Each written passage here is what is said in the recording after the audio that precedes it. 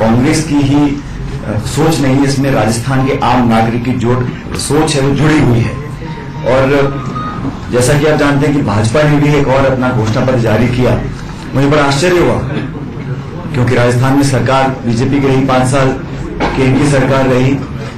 पहले तो भारतीय जनता पार्टी को अपने 5 साल की जो विफलताएं थी, जो वादे पिछली बार किए थे, जो पूरा नहीं कर पाए, उसके लिए माफी मांगनी चाहिए थी, प्रायश्चित करना चाहिए था और उसके बाद अपनी आगे की बात बोलते।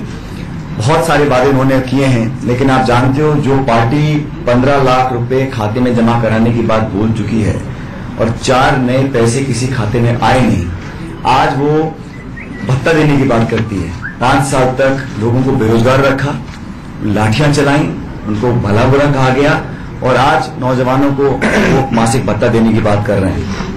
हम लोगों ने अपना घोषणा पत्र बहुत अध्ययन करने के बाद, चर्चा करने के बाद प्रस्तुत किया है और जैसा कांग्रेस अध्यक्ष राहुल गांधी जी बोल चुके हैं और हमारे मैनिफेस्टो में भी आज हम लोग कह रहे हैं कि किसानों का जो कर्जा है उसको कांग्रेस पार्टी माफ करेगी और एक नई शुरुआत करने का मौका हमारे किसानों को राजस्थान में मिलेगा।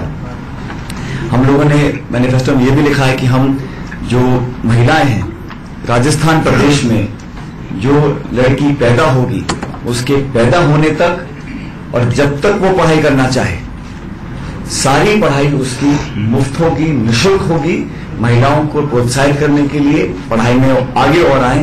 राजस्थान संभवतः शायद पहला प्रदेश होगा जहां महिलाओं की सारी एजुकेशन राजस्थान सरकार वहन करेगी।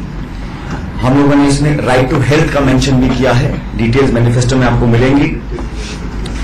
हम लोगों ने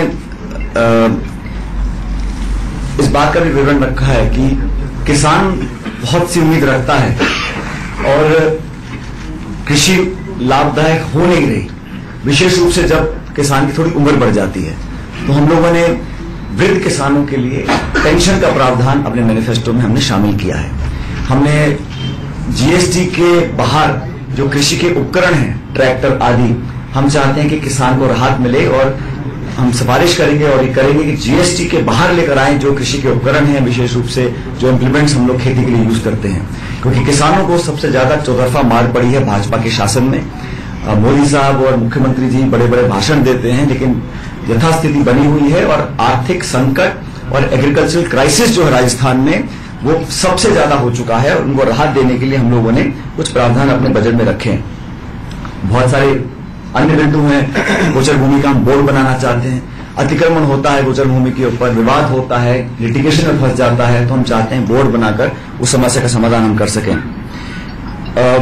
जो हमारे नौजवान हैं जो नौकरियों के लिए एग्जामिनेशन देने के लिए आते हैं सेंटर्स पर, हमने मैनिफेस्टो में कहा है कि जो नौजवान अपने एडमिशन कार्ड्स लेकर आएंगे उनके लिए जितना भी ट्रैवल है वो हम फ्री कराएंगे ताकि नौजवान अलग अलग सेंटर्स में जाके अपना एग्जाम दे सकें।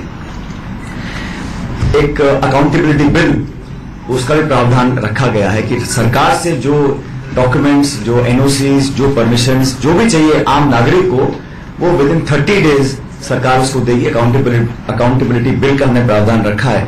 राइट टू हेल्थ की बात हम लोगों ने करी है।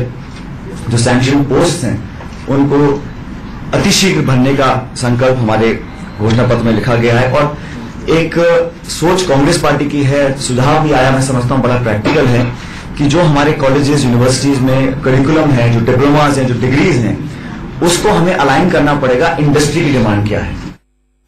तो बीजेपी तो राकेश जारी कर चुकी है अपना संकल्प पत्र। आज कांग्रेस की बारी थी और राजस्थान में ये घोषणा पत्र जारी कर दिया गया जिसमें किसानों को लेकर बड़े वादे किए गए। साथ में ये भी कहा गया, जो खास बात सचिन पायलट कह रहे थे, कि जो किसानी उपकरण है, जो खेती से जुड़े उपकरण है, उन्हें जीएसटी के दायरे से बाहर और जो शुरुआत में निधि सचिन पायलट ने सबसे बड़ी बात कही कि महिलाओं को फ्री एजुकेशन को, ये संभवतः पहला ऐसा राज्य होगा अगर ये अमल में लाया जाता है कि महिलाओं को थ्रू आउट द जो एजुकेशन होगा वो फ्री में प्रोवाइड कराएगी गवर्नमेंट। 7 दिसंबर को मतदान है 200 सीटों के लिए।